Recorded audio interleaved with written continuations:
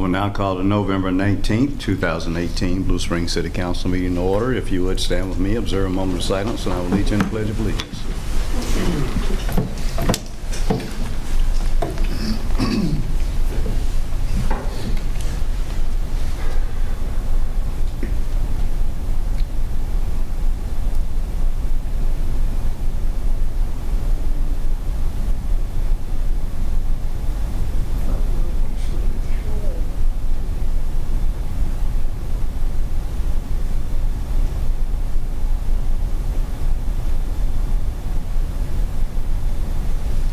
I pledge allegiance to the flag of the United States of America and to the republic for which it stands, one nation, under God, indivisible, with liberty and justice for all. You may be seated.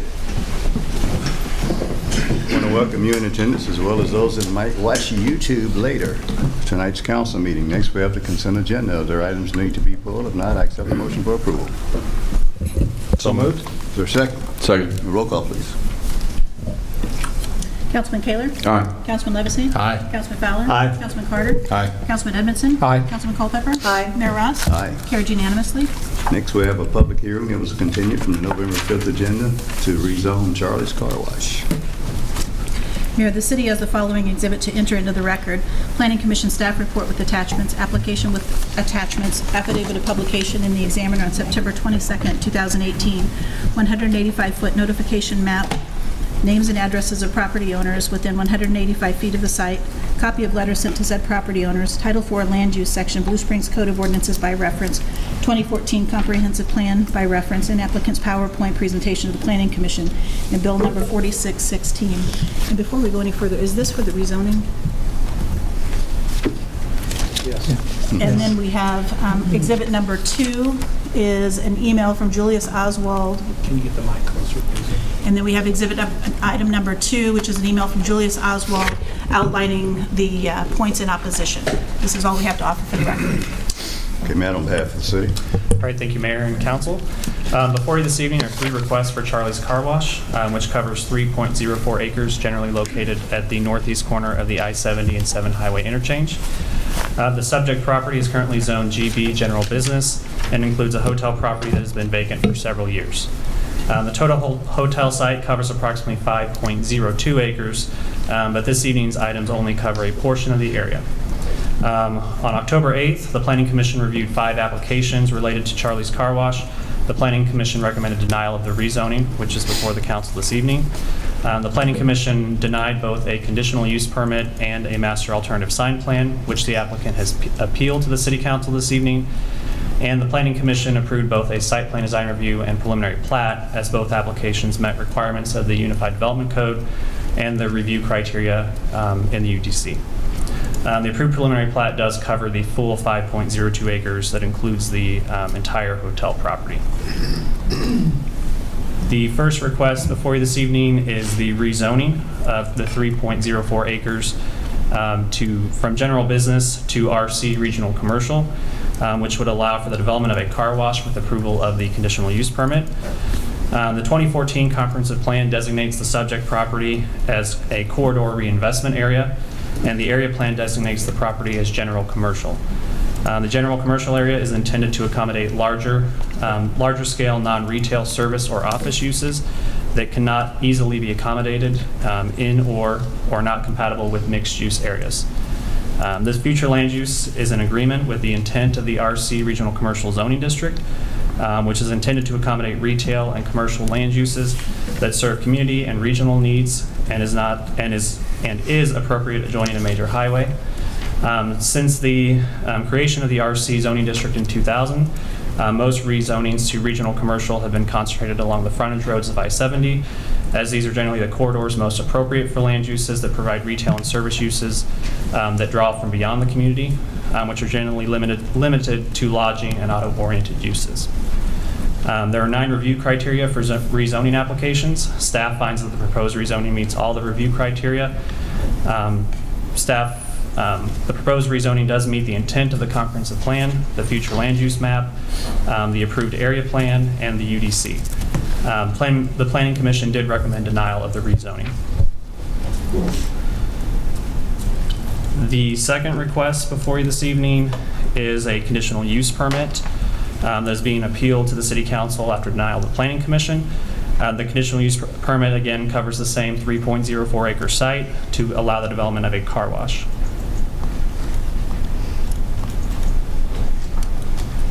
The applicant, Charlie's Car Wash, is requesting to develop a 13,200 square foot full-service car wash, which includes an automatic tunnel wash, detailing center for 8 vehicles, and 16 vacuum stalls.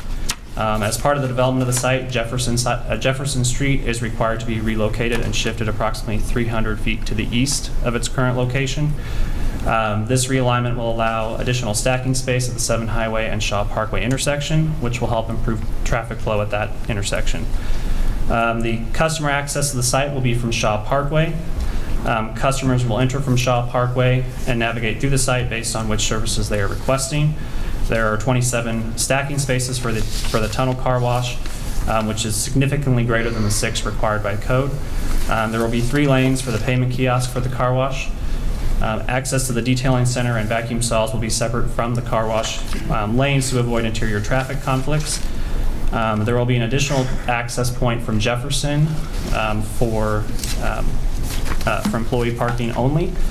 The site will improve pedestrian facilities both off-site and on-site from what currently exists, including the additions of sidewalks on the north side of Shaw Parkway and the east side of the new relocated location for Jefferson Street.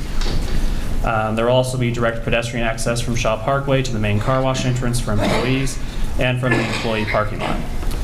Bike racks will be installed near the employee entrance. As the UDC does not have any parking standards for vacuum stations, detailing centers, and employees for car washes, the applicant has provided a parking memo that's included that outlines the parking for the site in comparison to other sites in the region. There are 16 vacuum stalls and 16 spaces for the detail shop, and an additional 20 spaces in the employee parking lot. Building design and landscaping were approved by the Planning Commission as part of the site plan design review. Staff does find the review criteria for approval of a conditional use permit has been met for the proposed use and the subject location, as it would further the intent of the requested zoning district of regional commercial, meets the requirements of the UDC, and has a positive impact on the public realm through the proposed infrastructure and traffic improvements. And the final request before you is an appeal of the master alternative sign plan for Charlie's Car Wash. Due to the fact that the site has street frontage along all property lines, the site is permitted 3,773 square feet of signage. The applicant is proposing 1,041 square feet of signage, which is significantly less than what is permitted. Generally, all signage does meet the sign code, with the exception of 10 informational signs that exceed the maximum height and/or area for informational signs under the sign code.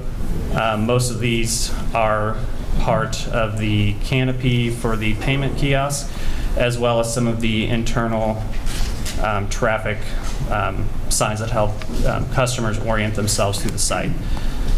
Staff does believe that the increases in height and/or area are warranted based on the auto-oriented use of the site and allowing signage to be readable from vehicles to help customers navigate through the site. Other signage that is proposed includes building signage, which all meet requirements of the UDC, as well as monument sign, a pole sign, which does meet the requirements of a pole sign, which is permitted with Planning Commission, or in this case, City Council's approval, as it is in the I-70 corridor, as well as a car wash entrance sign.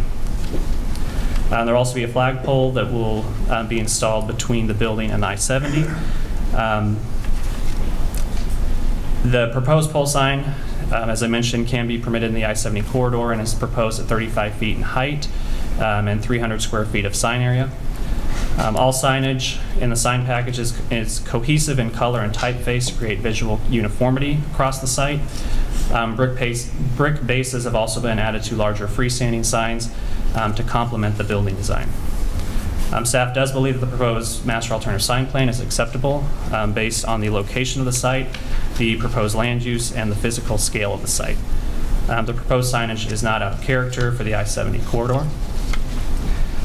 And then at the Planning Commission public hearing on October 8th, 3 residents did speak in favor of the rezoning and the conditional use permit request, citing the desire to redevelop the site and remove the vacant hotel. 6 residents spoke in opposition to the request, sharing concerns regarding traffic, the number of car washes already in the corridor, and a car wash not being the highest and best use for the property. Staff does recommend approval of the rezoning, approval of the conditional use permit with 4 conditions in the staff report, and approval of the master alternative sign plan with 3 conditions. And I'll be happy to answer any questions you may have. Before we go to Matt for questions, there are some other exhibits that need to be added since we combined the public hearing. Yes, since we combined the public hearing for the rezoning and the appeals, we also have 2 exhibits to enter into the record. This is for the appeal of Charlie's Car Wash conditional use permit. We have Planning Commission staff report with attachments, application with attachments, affidavit of publication in the Examiner on October 27, 2018, 185-foot notification map, names and addresses of property owners within 185 feet of the site, copy of letter sent to said property owners, Title IV Land Use Section, Blue Springs Code of Ordinances by reference, 2014 Comprehensive Plan by reference, applicant's PowerPoint presentation to the Planning Commission, an applicant's appeal of conditional use permit and master alternative sign plan letter dated October 11, 2018, and bill number 4617. Exhibit number 2 is an email from Julius Oswald summarizing the points in opposition. This is all we have to offer for the record. Okay, now we'll go to the council. Do you have questions of Matt? Anybody? Yeah? Yes, Your Councilman Honor. Carter. Matt, go back to that a couple of slides to that overview map of the property, if you would. There you go. The property that is just to the east, what's going in there? There's approximately 1.21 acre site that was included in the preliminary plat. The applicant doesn't have any plans for that site at this time. They're just leaving it as green space for the time being. And I believe they're also working on replacing the fence along that property line. So there'll be fence replacement and then some landscaping as well as the sidewalks will be installed. So the buyer, proposed buyer, would also be buying this strip of land? Yeah, because this strip of land is still part of the hotel property right now. Okay. And perhaps, I mean, maybe it's a question for them, using it for pad sites for restaurants or other businesses? Yeah, it would retain the general business zoning district that it is on, so it could be a developable lot. Okay. Then I have a question about the sign that's along I-70. Driving by there today, there's the Phillips 66 sign that's already there, and then there's a blacked out sign. I assume that's for the motel? I'll have to look at that. I don't recall exactly which sign that is. Okay. Do you know since you don't know which sign it is, I'm just curious as to whether the proposed sign would be higher or lower than that sign that's already there? Most of the signs that are in that area were installed prior to having to putting limits on pole signs, so a lot of them are significantly higher than the 35 feet. Typically, they're over the 35. And 35 is what this applicant's Yep. asking for. Okay. Thank you. Anyone else? Yeah. Councilman Fowler? Your Honor, on that pole sign, I can see the dimensions of it here it's up on the overhead now, but where physically on the site layout is that going to be going at? Let me pull up that site plan for you. And Councilman Carter, I think that one is the old sign for the inn. Yeah. Yeah. So it will sit kind of at the southeast corner of the property, near the employee entrance along Jefferson. So right where Jefferson curves adjacent to I-70, it'll kind of sit there in the southeast corner of the site. Okay. And then more of a procedure question for staff, and this may be for our city attorney, but the appeals process is something unique. We don't normally go through that there's some conditions in here. I guess I'm just wanting to make sure that everything has been smoothly came through the appeal process as normal. Like I said, we don't normally go through this, so I know there's some timelines in there. Yeah, the request for the appeal was filed timely, notice was given, and this is, as I mentioned before, this is considered a new matter for the council. Okay. Anyone else? Councilman Kaler? Matt, noticing on the Shaw there, is that a widening of Shaw? And is that expanding the turn lane? Is that what that's doing? On Shaw, on Shaw itself? On Shaw, yeah. Let me pull up that site plan, and I might look to our Public Works Director to help answer that question. But I do believe that that turn lane will be extended because currently Jefferson is in this area. So they will again be moving that approximately 300 feet to the east to have additional turning lane capacity there. Okay, Your Honor, you might help me out here, but the planning and zoning turned down or refused the sign. What was their issues with for turning that down? I wasn't there, so I have to defer to a council liaison, to staff, or to the city attorney. I think we need to talk to staff because I didn't take notes on each person's statement.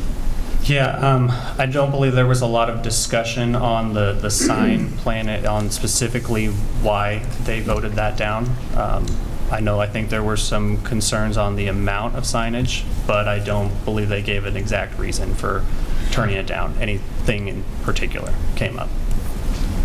Let me clear some. If the rezoning failed, sign doesn't make any difference anyway, right? Correct. They turned the rezoning down. They did. They recommended So it doesn't now make that any difference about a sign, right? I mean, you can't put a sign up. there was a condition on all the applications that if, for example, if the master alternative sign plan was voted down, it still has the opportunity for the applicant to appeal that to the city council. But we did put conditions on each of these items that if the rezoning was approved by the city council, the planning commission, I have to go back to that language, but there was language in each of these items that that impacted that. Okay. Councilman Carroll, let take care of your. Yeah. Anybody else? There was one of the items associated with this application that was approved by the Planning Commission. Yeah, both the site plan and the preliminary plat were both approved by the Planning Commission because they met all the conditions of the review criteria and the UDC. So they didn't feel that there was anything that warranted them turning that down. So it ultimately came back to conditional use permit and rezoning.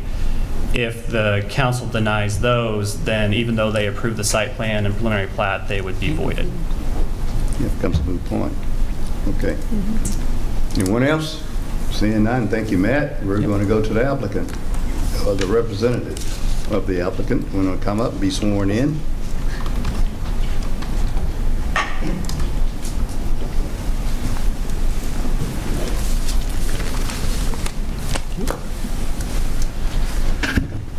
Excuse me. My name's... Let's be sworn in. Okay. You solemnly swear to tell the truth, the whole truth, and nothing but the truth, so help you God? Yes. Don Booz, Director of Real Estate, Blue Beacon International, 500 Graves Boulevard, Salina, Kansas. Pleased to be here tonight, and thank you very much for the time to discuss our project.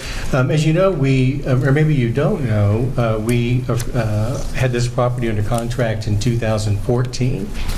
And we proceeded through the process with city staff and presented before Planning Commission where our matter was declined, but we were unaware of a large amount of concern from the area residents that we just weren't aware of, and largely at the time they had the argument of highest and best use. Well, honestly, we couldn't dispute highest and best use because we didn't know if there was one. The motel itself was still operating.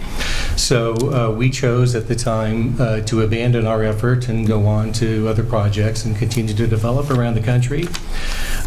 Since that time, we had opened our car wash location in Independence and also one in Lee Summit, both of which have done very well. And we felt that there was still considerable market share available for us in this part of the county. And after noticing that nothing had happened with the property for 4 years, we contacted the broker, which happened to be the same broker who was handling the property for the motel owner 4 years ago. And he indicated that he had 3 parties that had strongly evaluated the location in the last 4 years, that 2 were motel operators, and 1 was a retail operation.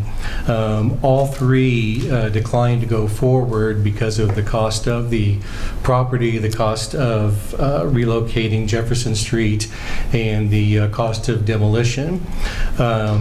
So we thought this time we would try again. We're well aware of those costs, and we're willing to absorb those. And we started with our first meeting after placing the property under contract with meeting the homeowners. We met with a group of them just to let them know we were back under contract and to get some of their input to see if there was anything that we could do in our plan that they may find more acceptable than 4 years ago. And then we made the promise that following a meeting with the city and creating a development plan that we would meet with them again prior to any public hearings. So prior to the Planning Commission, we rented a room at the convention center that's part of the Marriott Courtyard here and invited 400 and some odd people to come and see our presentation, and so that we could take notes and see what we could do. Approximately 100 people showed up, and it was a lively discussion. We had, I'm going to say, some people that were in favor, quite a few still opposed, but we did make an effort to see what it is that we could do. So that's just a little bit of background. I appreciate your indulgence. A little bit about our company. How do I get the next page? It's just easier. Okay. Okay, all right, we'll do that. All right, thank you. A little about the applicant. Blue Beacon International's been in business 45 years. We're largely known as the world's largest truck wash company. We believe we know more about washing vehicles than about anyone in the world. And just so there's no confusion, the location here is purely car washing. We will not wash trucks. In fact, we're kind of restricted on what we can fit through our tunnel. A pickup truck that has dually tires will not fit through. There are a Hummer H2 won't fit through our tunnel, so it's clearly cars. Blue Beacon is a combination of 3 companies, and the first I'll discuss here is Lighthouse Properties, our hotel division. The reason to address Lighthouse is our commitment of our company is to quality. It's to be the best we can be. We're committed to excellence in all 3 of our businesses, in our hiring, in our operations. The company has its mission to be the best employer it can be. We're very proud of our hiring, our background searching, how we operate, the wages we pay, the benefits we offer to a largely unskilled workforce. Lighthouse owns and operates the Raphael Hotel on the Country Club Plaza. I think most people here would be familiar with that. The Raphael is known as the top hotel in the Kansas City area. It leads the market in occupancy and rates. We've owned it since 2005. And it's been known as one of the top 500 hotels in the world, top 200 in North America, and it's been one of the top 5 Marriott autographs in the world since it joined the Marriott system in 2011. We have a Hilton in Wichita, the Hilton Homewood Suites. Again, an award-winning property with Hilton. We've won scores of awards from them, been in the top 3 Hilton Homewood Suites in the world by Hilton since 2006. And the reason we're just now under construction under another Hilton that's in our hometown of Salina, Kansas. The reason I raise these, it's hard to explain sometimes what excellence means in a truck wash, what excellence means in a car wash, but our excellence exceeds Hilton and Marriott standards, which I think most people do understand. And it's the same policies, it's the same HR department, it's the same owners, the same procedures that we use in all of our companies. Charlie's is our car wash company. Many of you remember or might remember Green Lantern. That was our name for years. Our company founder, Charlie Walker, passed away a few years ago, and we were trying to come up with a way to keep his memory alive. He was quite the trailblazer, a wonderful man. I'm pleased to have known him. And so we chose to rename our car wash division in honor of Charlie. If any of you of our customers, we pass out a little sheet telling a little bit of his life story. Henry. We're very proud of the fact that he started with nothing, had a 9th grade education, and built a company that had over 6,000 employees when he passed away. Our car washes, you might recognize the Lee Summit location. It's at US 50 in Shipman, part of the Summit Fair Shopping Center. We acquired a GMC dealership there, Dave Cross, and we demolished it and built our car wash. As you can see, we always utilize very high-quality building materials. I also wanted to point out the quality of the landscape maintenance. It's very important to us to keep the site in like-new condition. We believe that is an indication of how we operate as a company, and we take those matters very serious in our reputation. Again, here in Lee Summit, we're adjacent to a Red Lobster, Olive Garden, and Chick-fil-A. There's also Macy's, JCPenney's in the shopping center. Interestingly, in order to build there, it took the consent of both Macy's national headquarters and JCPenney's, and I had to gain their consent, Macy's in New York and JCPenney's in Dallas, based upon our financial ability and our reputation. They were pleased to consent to our development there. And the shopping center, Summit Fair, has continued to add retail since we opened. We've not been any detriment to further retail development.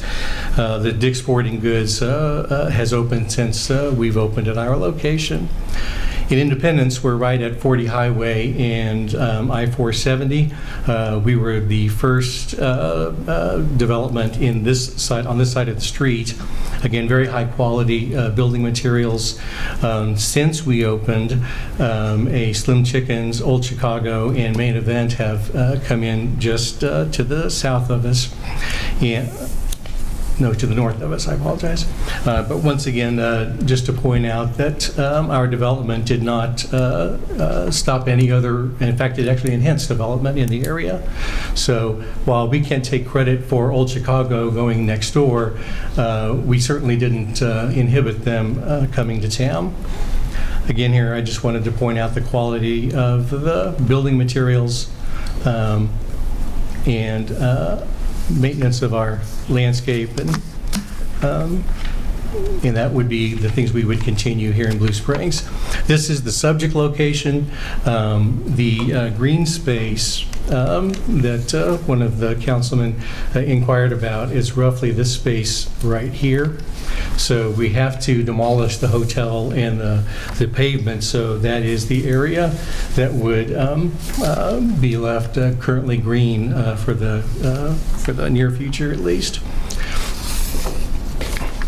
Let's see here. In the site plan, staff's already explained the relocation of Jefferson Street, which is a requirement in order to develop this parcel. We're well aware of that and willing to absorb that cost. And again, many people faced with this, they would approach the city and ask for some type of assistance in the form of TIF, or I guess it's 357 in Missouri, or some other incentive, and we're asking for no incentive at all. We're absorbing these costs.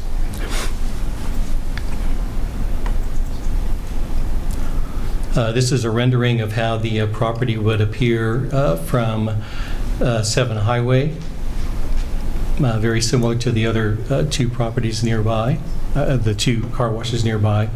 There is quite a bit of grade work between the site and Highway 7, so we need to have a retaining wall. So rather than just a simple retaining wall, we're suggesting a decorative one with masonry, and we also thought it would be good to add a Blue Springs sign, whether it says "Welcome to Blue Springs" or "Blue Springs welcomes you," or whatever the message. We'd work that out with staff at a future date, but we would be pleased to have that on our location, and we've done that in other markets.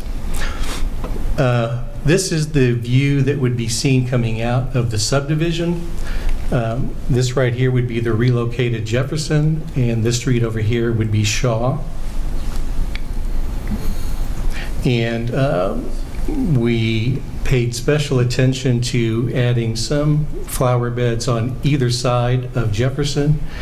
And the landscaping here on the green space side of Jefferson doesn't even count towards the requirement for the development, but we think it's the right thing to do to match what's on the other side and give a nice view for residents entering and exiting the subdivision. Also, one of the things we came up with to help satisfy concerns of the neighbors was this area here between the relocated Jefferson and our wash tunnel used to be the home of our vacuums. We relocated those to the front side of the building, and this increased the green space for the residents, again hoping to have it be something that was better received by them.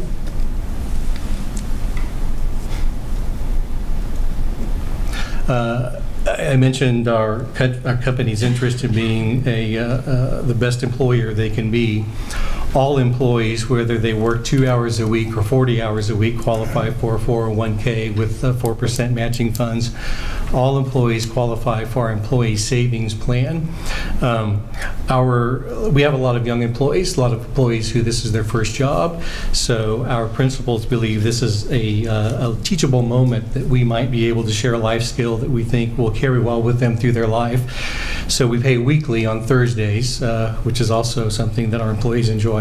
But if they will take money out of their weekly pay, we pay 10% interest so they can see that money grow on their stub and hopefully start to value a lifetime of saving. About 58% of our employees use the 10% savings plan, and that savings plan applies to the general manager, it applies to me, it applies to the young person that's inside the tunnel washing the cars. Everyone's treated the same, everyone has the same 401k plan. Full-time employees, which for us is 30 hours, are entitled to health insurance. It's a very good health insurance plan. The health insurance the hourly employee at the car wash has is the same health insurance that I have. For a single employee, it's about $20 a week, and that includes doctor visits and prescription card. And again, it's excellent coverage. Every full-time employee has as long and short-term disability paid by the company. We're very proud of that. We think that's something that a lot of times the young people don't really value, but we operate in 39 states, have over 6,500 employees now, and every year we have a dozen or two employees that are injured in a car wreck or something, and we think this changes their lives to have that disability available to them at no cost. And then we're also very proud that to state that we're a drug-free workplace. We drug test at application, and then we random drug test at random forever. I've been random drug tested 4 times.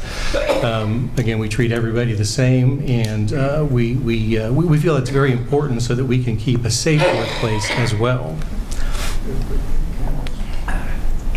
I did want to add just a couple of quick comments relative to some of the comments we've received from the homeowners. One, the signs. Again, I'd like to stress that we're roughly 28% of the square footage of allowed signage is what we're asking for. So that's way less than what we could.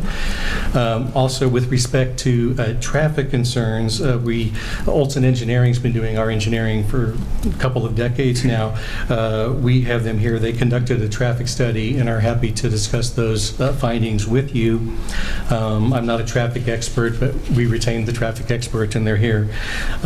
Lighting is something, in this modern age with LED lighting, it's very directional, and we'll have a photometric plan that we run past staff as part of our building permit plan that'll be in conformance with your local ordinance.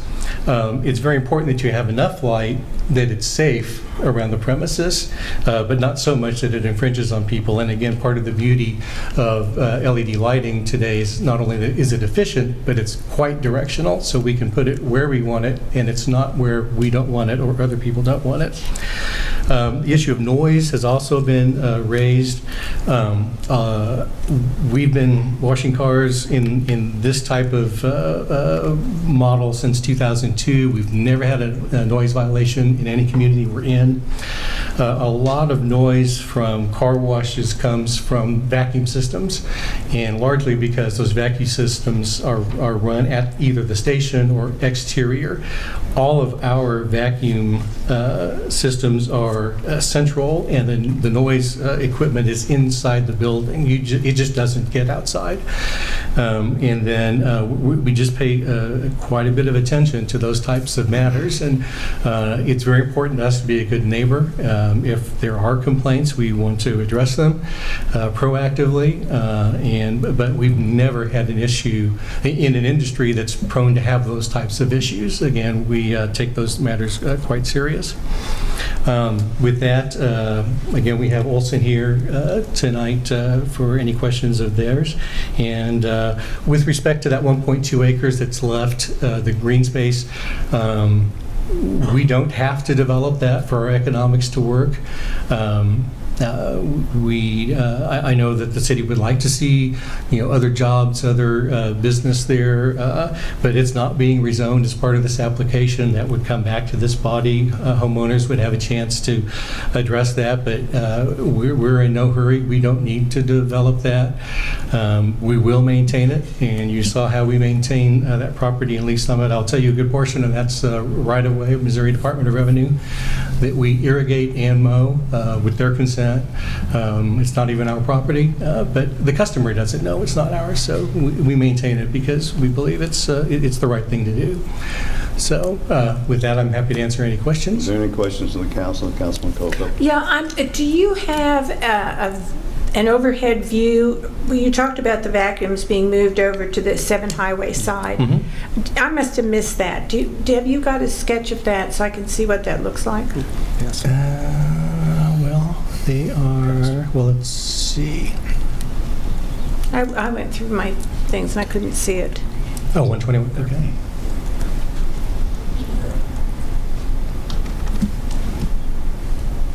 I meant a rendering of some sort, so I could see what it, what it actually what I can would look show like, you- rather than a black and white Let's go sketch. here. Well, they'll look just like the ones in Independence. And those are, right there. They're stainless steel. I think we're the only one that does stainless steel installations. That's because they stay in very good condition for a very long time. So they're stainless steel rods, stainless steel attachments. Okay. I wasn't sure that's what I was looking at there. Okay, thank you. Yeah, again, they're right there. If I can help with that, there's a picture a little bit further along. I think that's what she's looking for, where you showed like the building side from the where the in the homeowners rendering. would see it, Okay. and you can see the vacuums on the far side.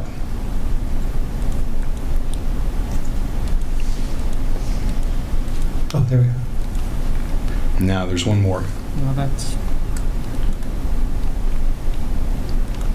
There you go. That's it.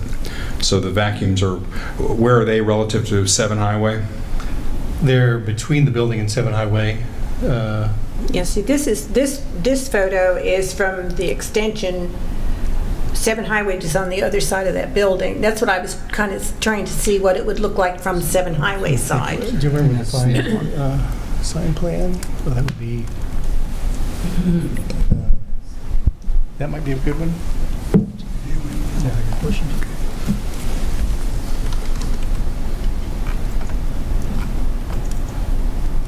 It's back. There we go. So 7 Highway would be down here, and these are the vacuums. Okay, well, I was trying to see if there was any way I could see on one of the photos of another car wash where you could actually see what that would look like from 7 Highway, but Independence would be the I closest one. haven't, that I haven't showed been you. able to find one. That's fine. Thank you. Councilman Fowler and then Councilman Levacy. Yep. Yeah, on the, I guess, number of full-time employees, did you mention that? We'll have a total of about 54 here. Of that, I'm going to say 30 will be full-time. We'll have a general manager, at least 2 assistant managers, a bookkeeping person, probably a senior supervisor that are all on the salary level, and then a number of, the bulk of our hourly employees are full-time, but we'll have a good third that are part-time. Okay. On those renderings, I noticed one of them was looking at the sign that shows Blue Springs and everything, and I guess off to the right-hand side of that, I would have thought that's probably where that pole sign is going to be, but I didn't see that on the rendering. So. It's further down. Further down, okay. The Blue Springs sign is somewhere in this area, and the highway sign's way up there. Okay. One other thing to point out on the green space of the 1.2 acres, just for what it's worth, that is encumbered with that Phillips 66 sign. It's a long-term easement that's been there for, I think, since the 60s, and it's got a long ways to go.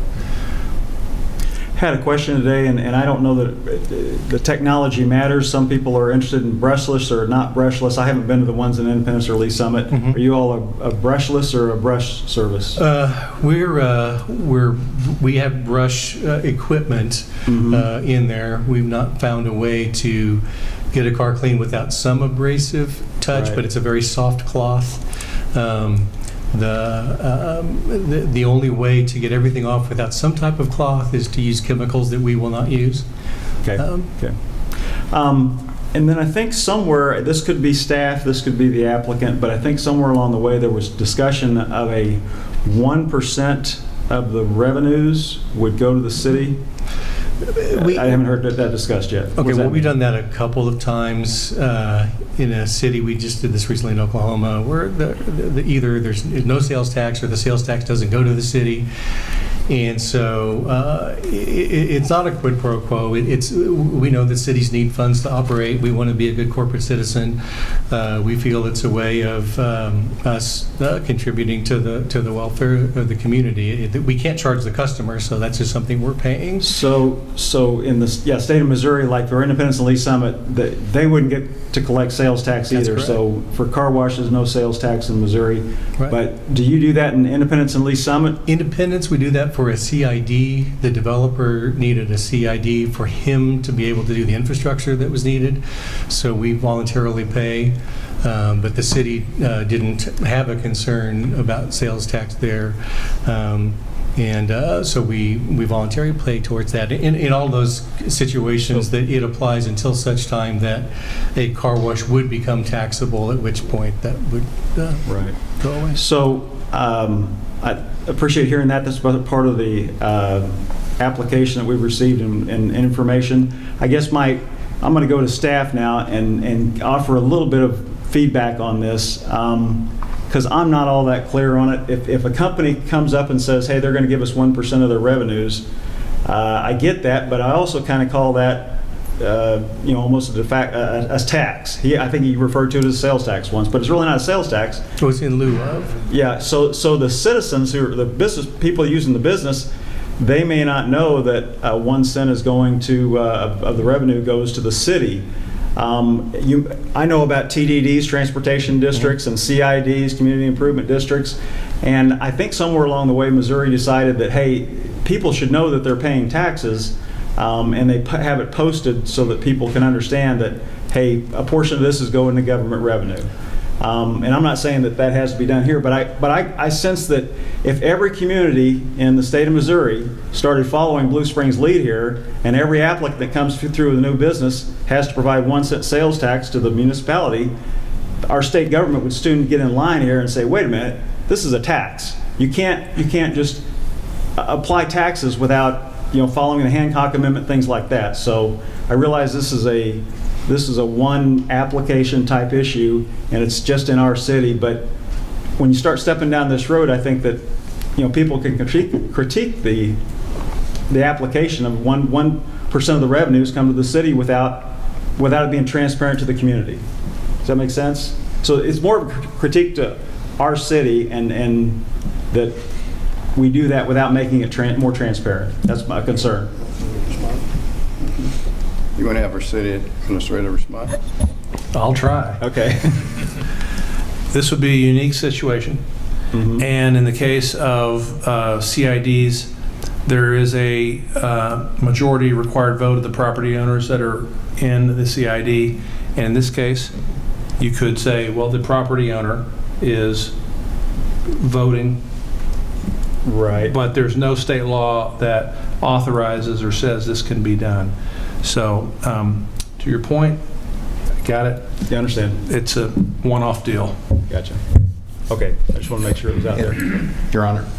Oh, just a question for Councilman Fowler, or a point to make. I don't think there are very many businesses that qualify to not pay the city sales tax. Am I right on that, staff?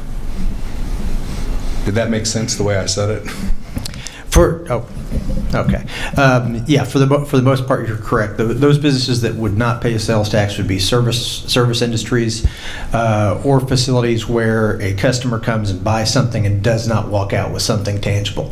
In this case, they have a clean car at the end of the day. The water is recycled, reused, whatnot. So that vehicle owner or customer doesn't really have anything other than a glossy-looking vehicle to show for their visit to the facility. Councilman Levacy? Just a couple of things I didn't hear in your presentation. What are your days and hours of service? 7 days a week. We close 3 days a year, Thanksgiving, Christmas, and Easter. We are 7 a.m. to 8 p.m. Monday through Saturday. Sunday is noon to 7. We open late on Sunday, so our employees have the ability to attend church. Okay. And then as far as just security, do you have just a general security camera system? Do you have a security guard? And what does that look like? We have a very high-tech security system, many cameras around the property, and digital records. Okay, thank you. Councilman Caleb? To bounce right after that, when we're talking about security, after the 8 o'clock p.m. or the 7 p.m., what lights do stay on or off? There's usually a local ordinance. The parking lot lights drop dramatically. I don't know that we've done the analysis here yet. I do know in Liberty, out of 22 signs, I think, poles 6 stay on overnight. It's something similar to that, enough for safety, but yet not doesn't affect adjacent property. So would any of the pole lights, if any pole lights sitting in the parking lot, they be staying on? A couple would, yes. Yeah. I mean, probably a couple by the vacuums, a couple by the employee parking, maybe one near the building. Okay. Anyone else? Typically, there's an ordinance that minimizes that.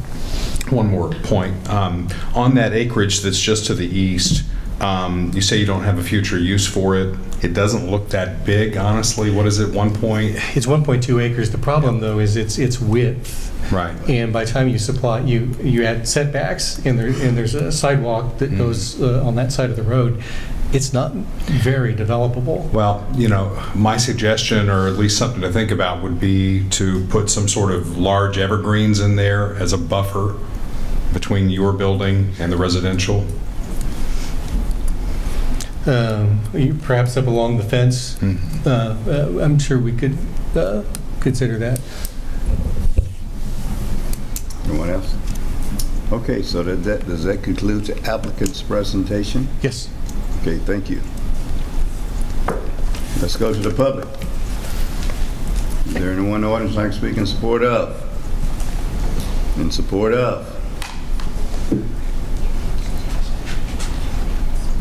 Are you coming up, Mr. Gordon, and I have a piece of paper for you? Are you going to come up and be sworn in? And Owner, I had requested an opportunity to provide. pardon? I had requested an opportunity to provide. Yes, just come up, and since we've already had a long presentation on this, I'm going to ask you to be brief. Come on up. He wants to rebut. Oh, you want to rebut afterwards? Yes, sir. In case there's some rebuttal. Yes, sir. Quick rebuttal. Okay, I got you. All right. Anyone else in support of? Not in opposition to? I have several pieces of paper. I'm going to call you up, and I'm also going to ask you if someone's already made your point. please don't repeat it. Just come up and say, hey, I support what they said, or whatever, okay? Nothing else happening tonight, so I'm not pushing on. Okay, Mr. Oswald, I think you have probably the most to say on this, so I'm going to start out with you. Come up and be sworn in. Do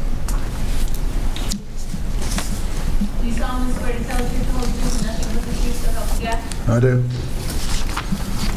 Mr. Mayor, I may ought to have been last. I might have saved time covering some points that it did, but whatever you choose is fine with me. Well, you got some points I think you want to make from the... Well, I did have to communicate with a number of you about a number of key points. I've tried to condense it down to just a few points that I think are very important. As most of you know, I own the property to the east of the proposed car wash. In fact is, I've owned that property for over 40 years and owned all the property clear up past the duplexes, clear up to someone, and it's all been sold off.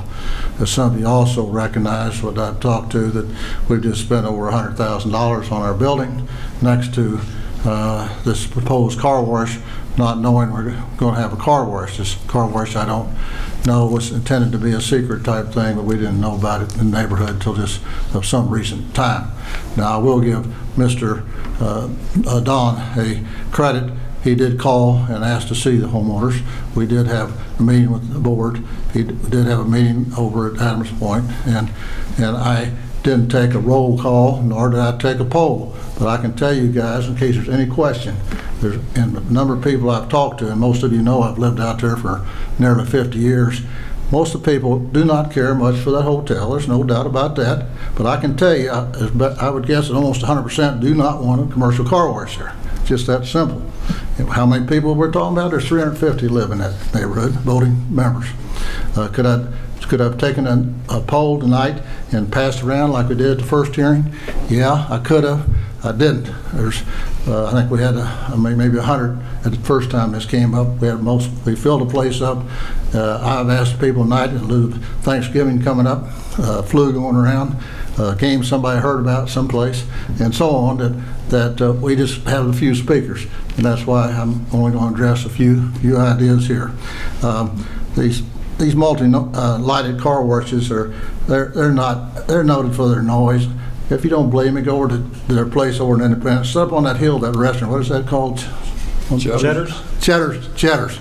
Listen to the fans blow out there and so on. That's they can't hide the noise. They can talk about it all they have, and they've been telling us about it. Lights, always the lights. And one of the reasons that we had some problems at the last hearing, I believe, with the Planning Commission was that not only they wanted that 35-foot pole light, which, if anybody asked about it, and I think somebody did, that pole light was there. It's a 35-footer, and it was there with all the previous hotels. There's been several hotels supposedly on there, and there's one by Phillips that's been out and blown up. I've asked people to do something about it. They finally, when they heard about this happening, all of a sudden they come out and put the sign in. It's a 50-footer. Right there in our corner. They claim they're grandfathered in. They might be. I'm not going to argue about that. I have asked the city to take out that 35-footer and so on. And so I heard some from the city sign people today. As a matter of fact, it's kind of ironic it comes up today, but whatever. Shaw Parkway is a real problem. And I can tell you, I don't know what their street studies have shown. I can tell you that somebody sent another street people out there about 4 weeks ago. They took cameras. This so happened, I think school was out 1 or 2 days. They're out there. Our real problem is the buses come through there, block 6th Street. They block everything. And you just can't get through there. And they didn't take the pictures and study the traffic off 6th Street. That's the street goes through there. That's where the clog. Locust comes up the hill, comes into there. They come through my parking lot all the time. You can't believe the traffic goes through there. And I'm telling you all this because what the state apparently has proposed is to move Jefferson Street up a few feet, whatever it is, 100 feet, I don't know what this is, somewhere in there. And you think that's going to help anything? Absolutely not. It's just going to clog that 6th Street, that Locust Street up further, coming down my parking lot. It's just not going to help. It's just not there. It's not going to do anything. And then, of all things, we're going to put a car wash down about where the old Jefferson Street hits. It's going to come out And we've heard numbers, I've heard numbers from these people 100 times, 500 cars maybe a day, 1,300 cars a day. What is it? You're gonna dump, maybe move it around, you're gonna have another 1,300 cars to hit that place when the snow hits and it comes through there. And this is not just me talking. I've talked to 2 or 3 competitors around, and a snow day, they love them. They try to get 100 cars an hour through there. You know, what do you think's gonna happen to Shaw Parkway when that happens? Absolutely, it's going to be ridiculous out there. You know, and there's nothing we can do. It was a mess from the day we bought the property out there back 40 years ago to it is now. And that Jefferson Street shouldn't have happened, but it did. It comes around there, it causes a lot of problems. But the real problem too that nobody's addressed, including these guys, it's not their deal. It's something I put in my note, and that is that the real problem out there is coming in off of 7 into Shaw Parkway. That whole area is goofed up. You can't make the turn. All those trucks come across it. They roll over the electric boxes. They put out our electricity out there. I don't know how many times a year, probably 8-10 times a year, electricity goes. Nothing's been talking about that. Your staff picked that up, but nobody's talked about it. And I put that in a note there too, the spacing and corner clearance. And it's not addressed in their plan either. Their clearance comes out, when you get your car washed, you come out and it just directs some more traffic. It's direct towards the right. Nothing talking about cutting cross lanes to go back out Shaw Parkway. Goes back right. More, we're going to have a real clog up there now, 6th Street and so on. And Shaw Parkway and Locust Street. My office building, all that's going to be just a boondoggle. This is not planned at all. Whoever the state did this, or if somebody was telling me the state's putting so much pressure on you, I'm sorry about that. It is what it is. And I don't think you guys are going to ever straighten it up by doing this thing and having somebody put in a new Jefferson Street. I'm sorry about it. I feel bad. I helped name that street. As a matter of fact, I've never lived that down. We're supposed to have all colonial office buildings through there. Didn't work, but we did, I think, keep it pretty well in the neighborhood. And the hotel is doing good up there. I know that. Now, these guys are such good hotel guys. Why don't they take that hotel and reopen it, clean it up, straighten it up? They're in that type of business. They could do it. It's had poor management, and I know. I've dealt with it. We represent a lot of those cultural groups that own the hotels in town. This one had a bad manager. There's no doubt about it. That bank will tell you that, but that's not your problem. That's the bank's problem. You should take this up with the bank. They should straighten that up out there. It's blighted. Yes, it's probably blighted. Couldn't tell by looking necessarily. Everybody knows it as far as it is. You don't have it boarded up like you have in some places. So I think that's why the people out there have suggested that they can live with this hotel till the city takes some action on it. If the city took some action on it, it could be cleaned up and straightened up or tore down. And I've already offered some things about who wants the debris out there. And one of your other clients that I won't get into, I won't name names tonight, but has offered to take all the trash. If you that, they need to build up a new commercial place down here. So this thing could be lowered down and not cost that much to buy, quite frankly. Lighting, I put my things. I noticed that the staff apparently changed the things around about on the signing, but we had one of the things that's upsetting to the other competitor car washes, you apparently made them put in monument signs. You see any monument signs? Yeah, they talked about one of the 21 signs out here. Yeah, they're going to have a monument sign, but is that your only sign? No, they want a pole sign. They want a menu board sign. They want 4 sides of the building lit. What 21 sides they've had on that thing. I've got all that stuff outlined in there.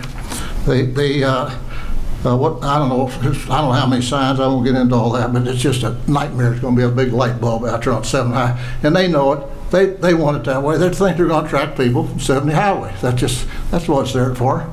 That's all it's for. And one of the things that just bothers the heck out of me is the fact that most neighborhoods these people go into, they wouldn't dare come to a city like this and ask to put one of these commercial car washes in a residential neighborhood.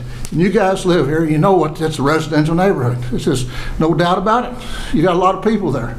Last time we had a bunch of people, so the Planning Commission, that talked about that, and they did.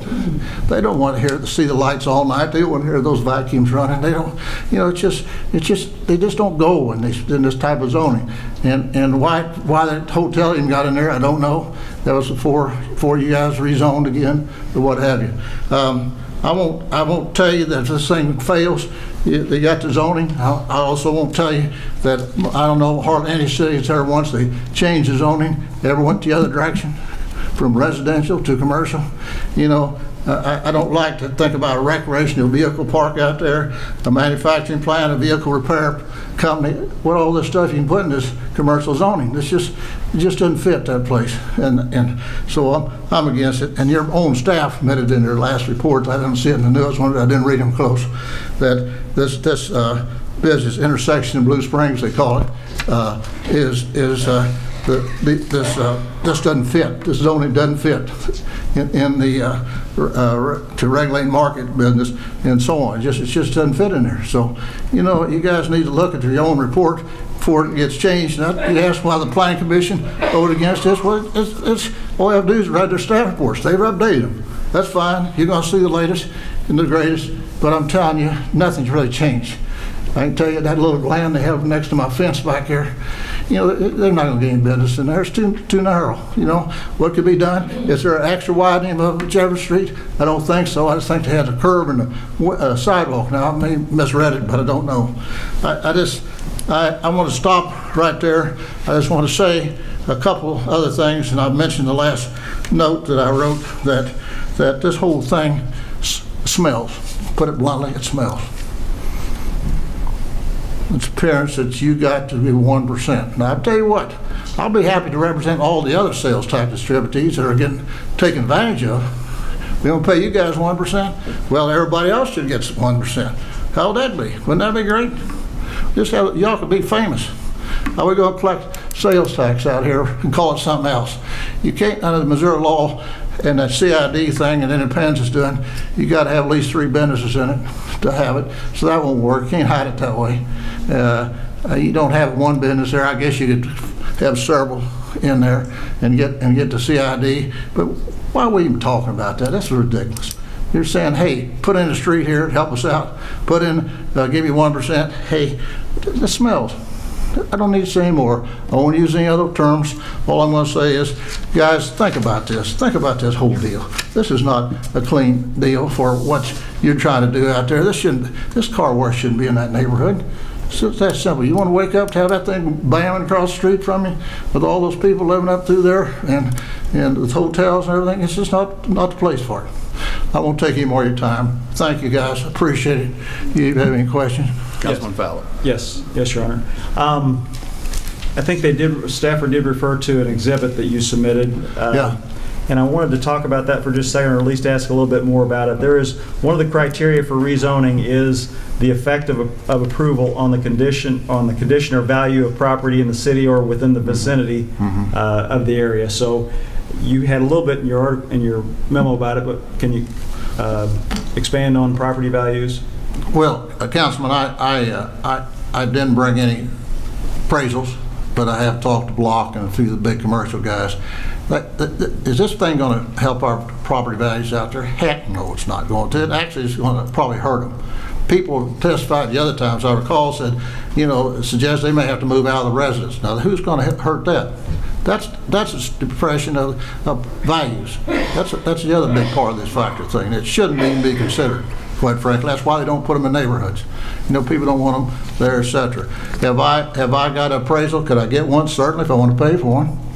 I can guarantee I can get one to say, hey, your building just gone downhill because you got a car wash. Now, what are you going to do with it? And I guess from the Planning Commission, I did see there was more in attendance tonight, and you said that, what about the attendance between then and now? Are there... At the Planning, yeah, I think there's more people at the Planning Commission, no doubt about it. Right. I called some different people today who was even going to testify. One of them's going to see grandmas. It is Thanksgiving week. take their family. One or two of them got the flu, apparently, and so on. There were some people here that were not happy with even thinking about this, not happy enough to probably move out of some of those properties up there. It's just the way it is. It's just life in the city. Okay. That's about all I can say about it.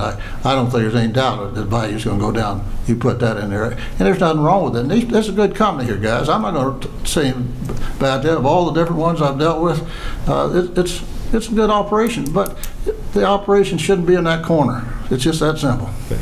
And Your Honor, I guess by show of hands, who is in agreement with this witness? We have several. of them. I'm just going. I'm not seeing anybody else. Taking See it my formal deal. over there. Yeah, Okay. see. All right. Okay. Thank you. Anybody Go else? ahead. Okay. Thank you, Mr. Oswald. Thank you, Mayor. Ms. Frazier. Do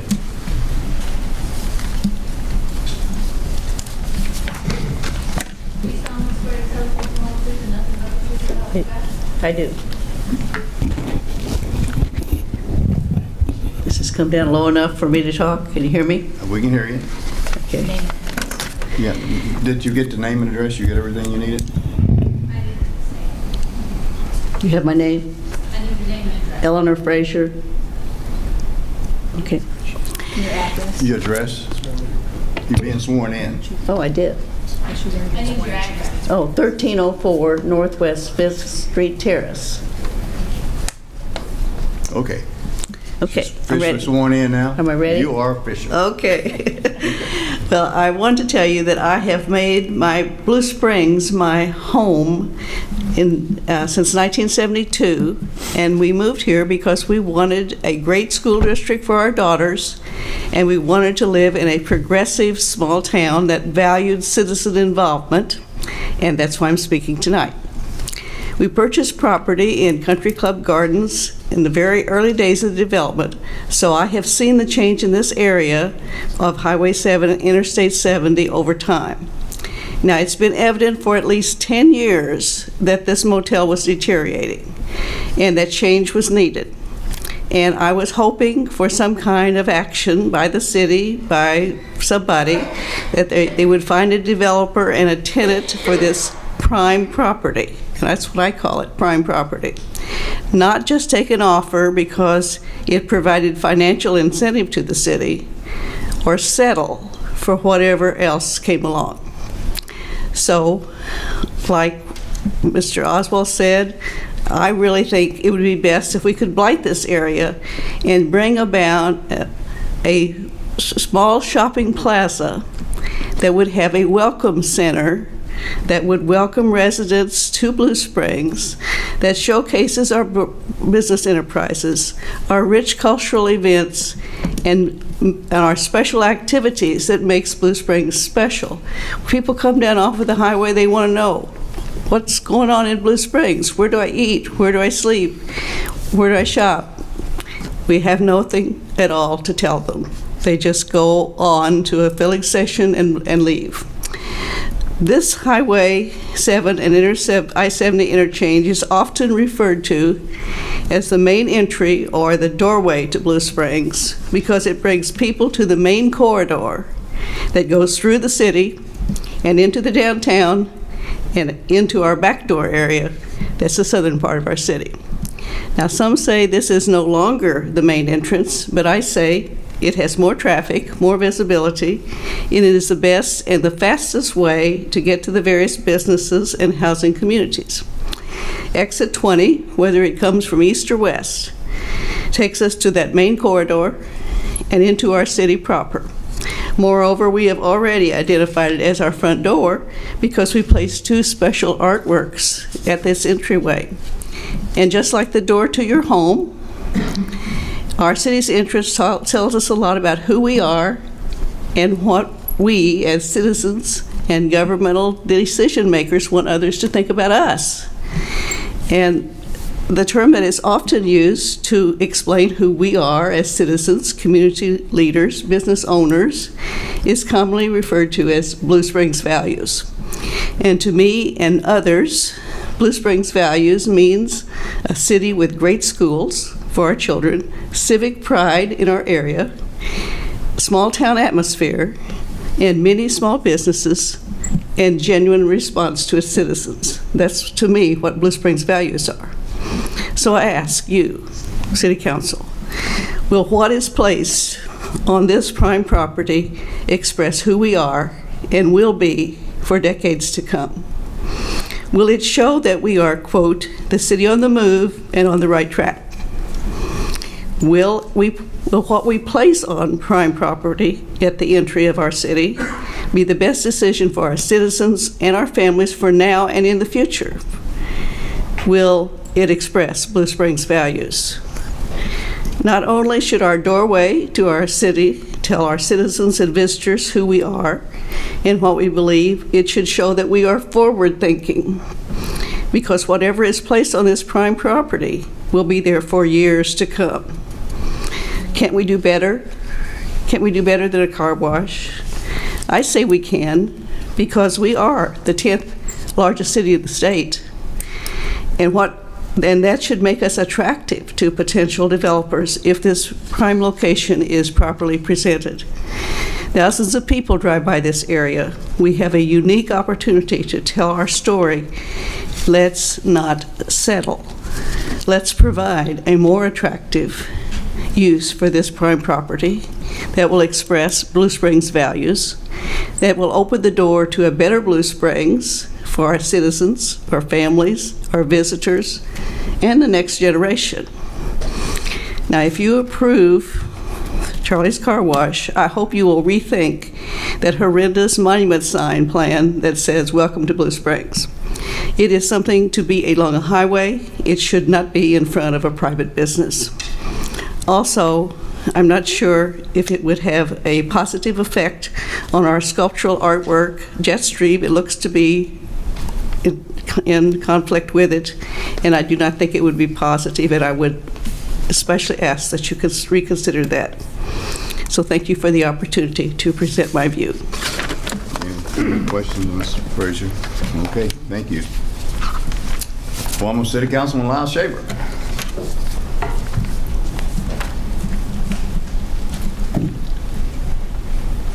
You solemnly swear to tell the truth, the whole truth, and nothing but the truth, sir? I do. Lyle Shaver, 1325 Hilltop, Blue Springs. There's not, after Jewel, there's not much that he didn't cover. I'll try to, a couple points that he didn't make, I'll leave with you, and that's it. One point I would make is, there are really three basic concerns, is the added traffic, the rezoning, and another one that I would add is alignment of Jefferson with a dead-end 6th Terrace. That's probably typically done in street alignments, but someone not familiar with that area are going to end up going down dead-end into 6th Terrace, which we own several properties on, and that's typically got parking on both sides. And that's also the bus stop for all the kids that live on that street.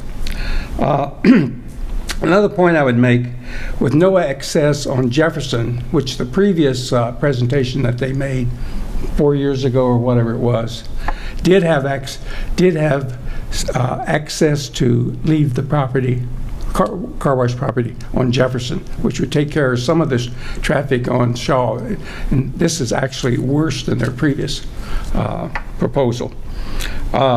Realize when looking at a car wash, when Jewel talked about 100 car washes an hour possibly, that's 200 vehicles, 200 trips. That vehicle goes in and that vehicle comes back out.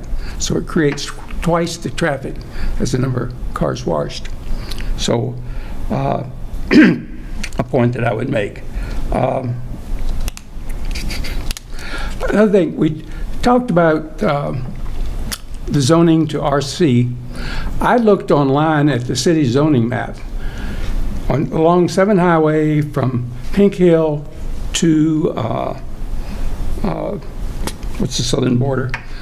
Coburn Road. I could find only 2 properties that were zoned RC in that whole stretch. Now maybe that's not up to date, but that's all it's showing. And neither of those are adjacent to residential. They both have a buffer behind them of GB, a significant buffer. So this would be a new precedence if this is approved to rezone that. So quickly, in summary, Rezoning to allow non-sales tax contributing car wash business adjacent to residential does not make sense. And if you noted, any of the pictures they're showing, all of these car washes were in business areas. None of them showed residential. Thank you. Any questions? Any question? All right, thank you. Thank you, former councilman. Bob Zoo, is that correct? Mine's a Chateau. All right. solemnly swear to tell the truth, the whole truth, and nothing but the truth, so I help you do. God? Bob Vizzo, 1300 Northwest 5th Terrace. Okay. Otto's Car Wash is located at 2163 Northwest 7 Highway. Bubble Time Car Wash is at 2131 to Northwest 7 Highway. Mirror Image Car Wash is at 2015 Northwest 7 Highway. And there's a Phillips 66 that has a car wash right across the street from this proposed 5th car wash. I've not heard any discussion about how this would improve my quality of life by having a 5th car wash in an 0.8 of a mile stretch. I've heard highest and best value mentioned. Is that what we're doing here? Is Blue Springs making a good decision by putting this in? Or would we be better off by doing something like Ms. Frazier said, putting something in there, a welcome center, a green space. Look how much green space that Blue Springs has in that immediate vicinity. Not very much. That's it. Questions? Any questions? Thank you, sir. So Jay Witherspoon. That'd be me. I kind of figured that. Do you solemnly swear to tell the truth, the whole truth, and nothing but the truth, so help you God? Certainly. I'm Jerry Witherspoon. I live at 1704 Northwest Walnut Circle in Blue Springs. I built my property in 1968. I was the 10th house north of Interstate 70. So I've seen it come and go. Poor Blue Springs. It's a freeway town, isn't it? We have that as a millstone around our necks. I can't think of a better way to continue that reputation than to build a car wash where it is. Now, there's been some questions about the attendance tonight. Well, let's face it, the big elephant in the room is the damn Chiefs game, which is coming on in about 2 minutes, okay? I think if it hadn't been for that, we'd have had 3,000 people here saying, let's don't do this. I see no reason that we can't muster the determination to condemn that property. The Kansas City Star on November 13th posted an article about Overland Park. They had a big development that they had planned at 7240 Shawnee Mission Parkway, and that didn't work. But Overland Park's decided to raise those 2 blighted motels there, Knights Inn and Ramada. So if Overland Park can do it, and they're not even fighting the reputation of a freeway town, maybe we could do it. Any questions? Seeing none, thank you, Mr. Witherspoon. Is there anyone else in the audience I don't have a speaker's appearance form that would like to speak in opposition to? Come on up. Be sworn in. He's funny. Do you solemnly swear to tell the truth, the whole truth, and nothing but the truth, so help you God? I do. He's a Mike Lynn, I live at 1208 Northwest 6th Street, Blue Springs. I can stand on my front porch and look at that hotel. And I see everything goes on. It's a blight, yes, but this is not a good option for that blight. Like everybody said, tear the hotel down, make a big green, make a park. We don't have a park within walking distance of Country Club Gardens. You gotta drive everywhere. We have too much traffic driving now, and we gotta drive somewhere else. This is also not a very good design. Number one, once you're in that line to pay and you refuse to do it, how are you gonna get out? you can't get out of that driveway unless you back out going the wrong direction. Why isn't that employee parking lot an alternative exit if need be? Why isn't Shaw Parkway being widened? It's a disaster now, and that hotel's shut down. Now you're going to add 500, 600 cars a day. Shaw Parkway needs to be minimum 4 lanes back to 6th Terrace. And I've got 2 granddaughters to get off there at 6th Street and Shaw Parkway. And my daughter lives at the other end of 6th Terrace at the dead end. And that street's a disaster just on by itself. But now this is not a good fit for it. Like everybody said, all their other car washes are around other businesses. Not one is near a neighborhood. And this is one of the premier neighborhoods in Blue Springs. Let's keep it that way. Thank you. Any questions? Seeing none, thank you for your testimony. Anybody else? Okay, Mr. Garden, is there anything you need to rebut? Did you need to come and rebut very quickly? Yes, Your Honor, if I may, please. We only had one speaker. Yeah, I know, but that one speaker took a lot of time. He did a good job. You solemnly swear to tell the truth, the whole truth, and nothing but the truth, so help me God? Yes, I do. I have, first of all, would start by saying that the crux of the opposition is that this is in a neighborhood, that this site is in a neighborhood. If you look at that, and in fact, Mr. Oswald's memo, this site is in a residential neighborhood. Ladies and gentlemen, that's not true. It's not in a residential neighborhood. To the south is an interstate. To the west is the main thoroughfare through our town, and it sits within the corridor of businesses that abut that roadway. Behind it are businesses to the south side, multifamily to the east and north. The Country Club neighborhood, this is not in the middle of a residential neighborhood. Any misstatement to that effect is just an incorrect basis for all this criticism. Mr. Oswald said if you had everybody from the Country Club come in, they would be 100% opposed. Well, I was at our meeting that we had at the Courtyard Marriott.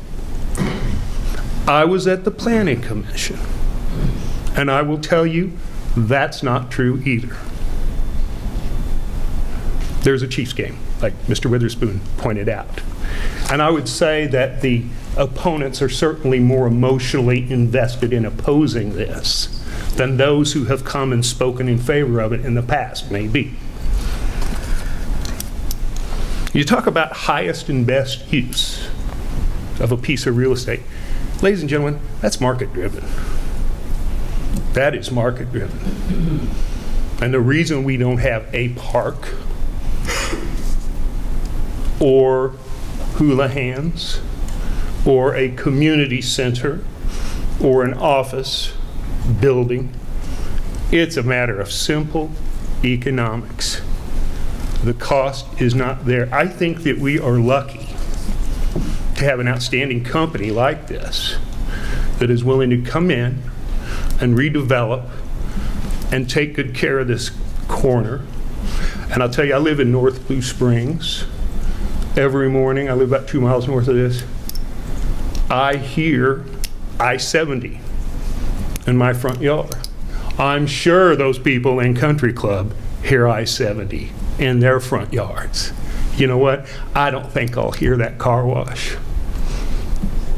And by the way, it's only open during daylight hours. There's going to be no business activity during the nights. The lighting will be diminished and managed within the standards of the community and the ordinances. I just think it's very similar. Reminds me of when Kohl's came in. There were hearings. Oh my goodness. The people went crazy. Does anybody remember that? Yeah, that was pretty emotional. And people were, we needed the police here then. And that passed. And I think everybody would agree that's been a good thing for Blue Springs. And nobody even notices it's there. All the naysayers and the traffic and the lighting. So true of so many developments. I just think we're fortunate, and I certainly hope that you approve my client's plan. Thank you. All right. Yes, Your Honor. Mr. Garten, just real quick. Hey, I want to apologize for not getting back with you. By the time I got your message, it was already too late. So, so we weren't able to meet. So, just want to put that on the record. Well, thank you, and I hope that you were able to see what we were going to talk about. Yep, thank you. All right. Anybody else? Did not. Are there any parting comments from the council before we close the hearing? I have some additional questions for staff. Is now the time for that, or is that after we close the public hearing? Depends on if you want it on the record or not. It can be on the record, that's fine. Mr. Wright, I see you already coming up there. I have a couple of things. So the sidewalks is my first thing. I noticed from the description, it looks like on the south side of Shaw, is there anything along Jefferson? Where are the sidewalks going in this? There will be sidewalks on the south side of Shaw and then on the east side of Jefferson. East side of Jefferson. Those will be required to be installed with the realignment of Jefferson. So Okay. those will have to be installed prior to development of the property. Nothing along the west side of Jefferson, so it won't connect to the east side or the south side Yeah, of Shaw? there won't be anything on the west side because the way that ends at I-70, we don't want a sidewalk that doesn't Along the interstate. Okay, gotcha. And then this is also the time, the public hearing for the site plan as well, I'm assuming. So I also had a question about a couple of the residents, I think Mr. Oswald and Councilman Shaver brought up, the way the plan is set up, if you go to the current rendering, right now, the traffic there on Shaw, is that a median there or is that just a turn lane? That is just a turn lane. Just a turn lane. So traffic coming out of this development will still turn left onto Shaw. That area there is still a little bit east of where the current Jefferson comes out, but it's not too far east. So the majority of the traffic is going to come out there. Was there ever any plans, I think Councilman Shaver mentioned there at some point was a plan to dump it onto Jefferson. Was there any discussion about that with the applicant or any plans that if that would be even better for traffic flow, or has that discussion happened? If the applicant may answer that, I'd Sure. refer to them. If they're up to it. Let's make it fast, folks. The elephant is still in the room.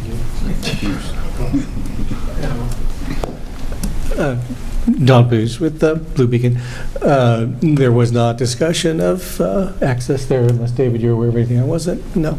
Okay. And so from the traffic study, this seemed acceptable as far as people coming in and out of the Well, development? we do have the traffic engineer here that could specifically answer. Well, that's fine. He doesn't have to come up. Just generally, what was kind of... Generally, it was quite favorable. Okay. All right. Thank you. Take care of you. Yeah, sure. Anyone else? You going once, twice? I'm going to close this public hearing.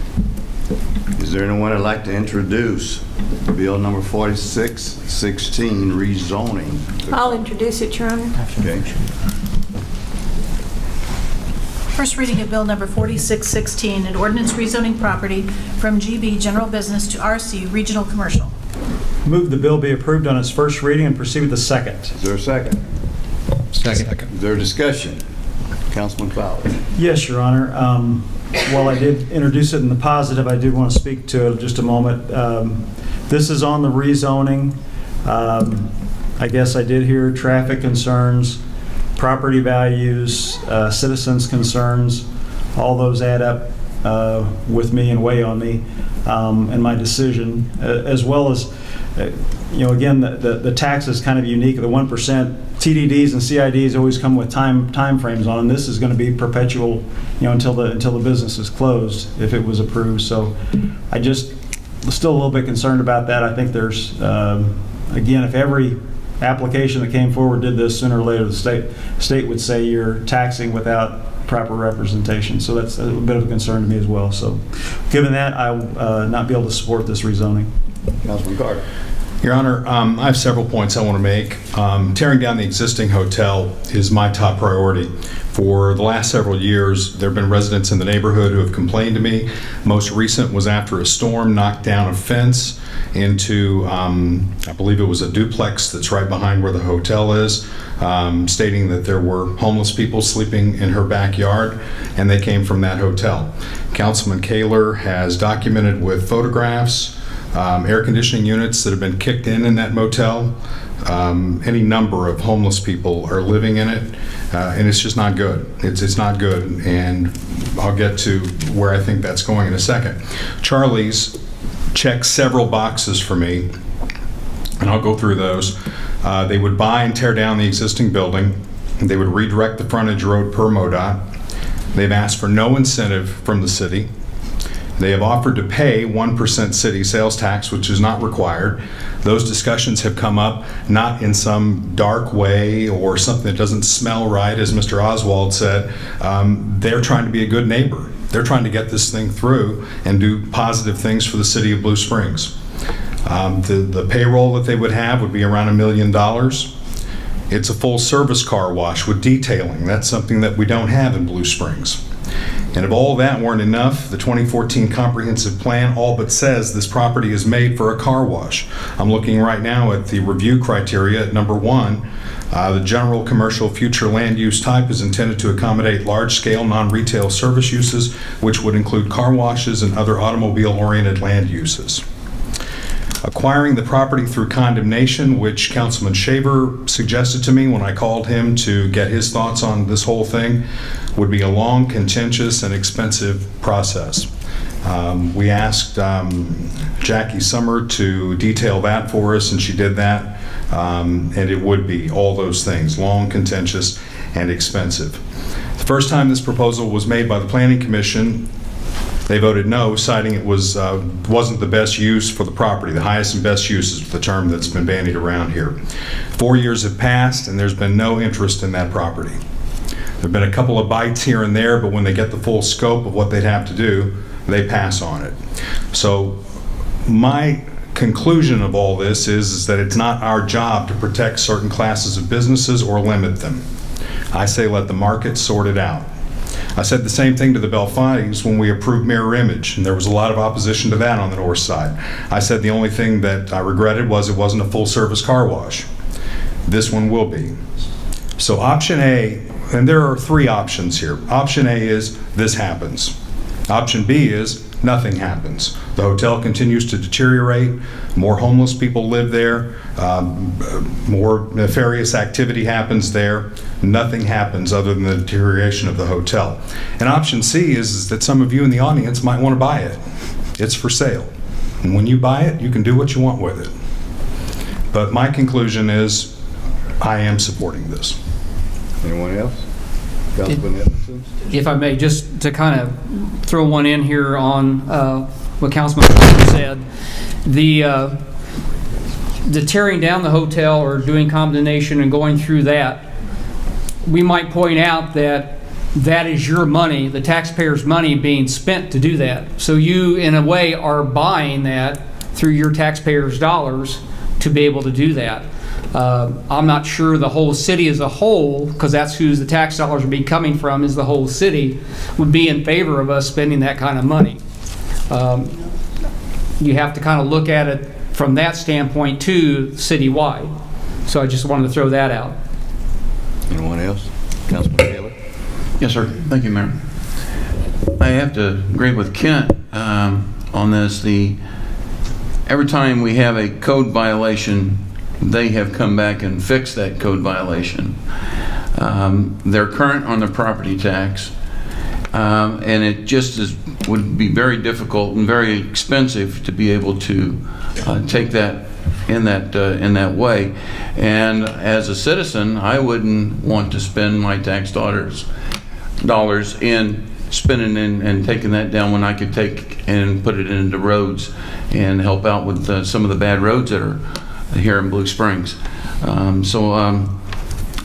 It's just kind of, I don't know how that would be feasible to take it as a blight. Anyone else? Councilman Fowler? Yeah, I guess I appreciate the comments of Blight. That's an important intersection. I'll tell you what, something that was tougher than this was White Oak. Okay, we had a couple decades going on that. Ultimately, developer stepped up and helped out, and it ultimately got redeveloped. So I'm not saying that I got to jump on the first one. I really would like that to be a sales tax generating location. That is just a better it's in the right zoning right now for that, and it'd be good to see that happen. I would point out, Your Honor, that White Oak was done with significant incentives by the city. He's asking for 0 incentives, and again, this was voted down by the Planning Commission 4 years ago. I supported that at that time. Let's see what's out there. And the market indicated 4 years later that there's nothing out there that will go along with all of this. And I guarantee you, the next person, if this is voted down, who comes forward, will ask for incentives from the city. Councilman Culpepper? Yeah, I have a couple of concerns. Number one, with the traffic coming out onto Shaw, I'm not quite sure I understand why it has to come out onto Shaw. If we're going to bring Jefferson around and Shaw is a major issue, why are we dumping onto Shaw from this project? It just doesn't make good sense to me. The other thing I heard was the concern about noise. I have never gone to Cheddar's and stood out on the parking lot to hear what the noise is from the car wash. But I do have concerns for that. I do appreciate the fact that the vacuum systems have been moved. But my major concern is the traffic onto Shaw.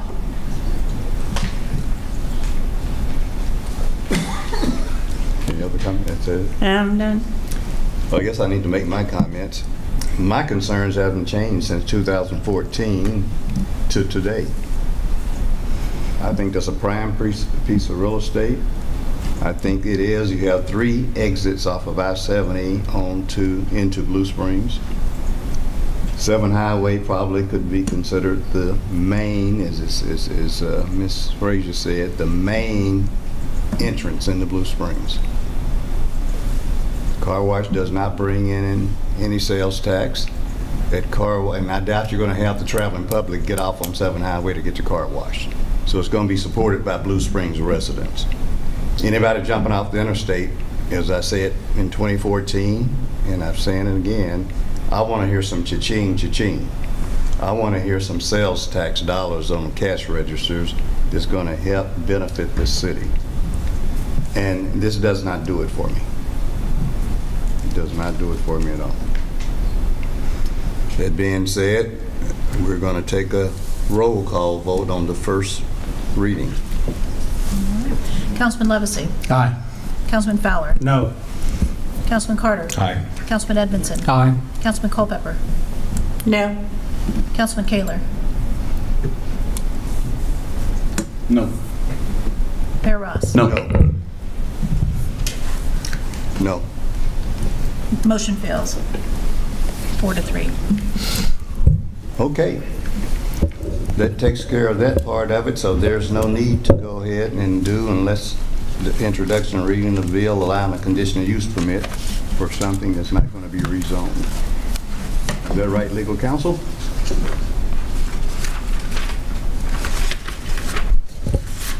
Do you want to withdraw that appeal? Yeah. Okay, that appeal has been withdrawn. So we will move down to item number 9. Introduction and reading of Bill 4612, approving a funding agreement for construction of sidewalk improvements along Northwest State Route 7. I'll introduce it, Your Honor. Okay. First reading of Bill Number 4612, an ordinance approving a funding agreement with the Missouri Highways and Transportation Commission, MoDOT, for sidewalks along State Route 7 from I-70 to Northwest Pink Hill Road, CIP ST43, STP 1200-408. Move the bill be approved on its first reading and proceed with the second. Is there a second? Second. Discussion? All in favor, aye? Aye. Both same sign.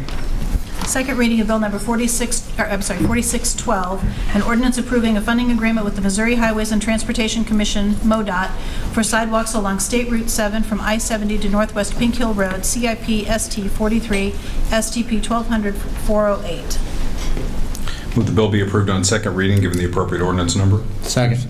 Okay, roll call, please. Councilman Edmondson? Aye. Councilman Culpepper? Aye. Councilman Kaler? Aye. Councilman Levesey? Aye. Councilman Fowler? Aye. Councilman Carter? Aye. Mayor Ross? Aye. Carried unanimously. Introduction and reading of Bill 4616. I'll introduce it, Your Honor. Okay. First reading of bill number It's 4619, right? 4618? 16. Oh, 18. 18. 4618. 4618, an ordinance approving the conveyance of a permanent water main easement to Public Water Supply District Number 13 of Jackson County, Missouri for Chapman Woods First Plat, Lot 2. Move the bill be approved on its first reading and proceed with the second. Is there a second? Second. Discussion? All in favor, aye? Aye. Same sign? Second reading of bill number 4618, an ordinance approving the conveyance of a permanent water main easement to Public Water Supply District Number 13 of Jackson County, Missouri for Chapman Woods First Plat, Lot 2. Okay. Move the bill be approved on second and final reading and assign the appropriate ordinance number. Is there a second? Second. Discussion? Roll call. Councilman Culpepper? Aye. Councilman Kaler? Aye. Councilman Levesey? Aye. Councilman Fowler? Aye. Councilman Carter? Aye. Councilman Edmondson? Aye. Mayor Ross? Aye. Carried unanimously, given ordinance number 4780. Introduction and reading of Bill 4619. I'll introduce it, Your Honor.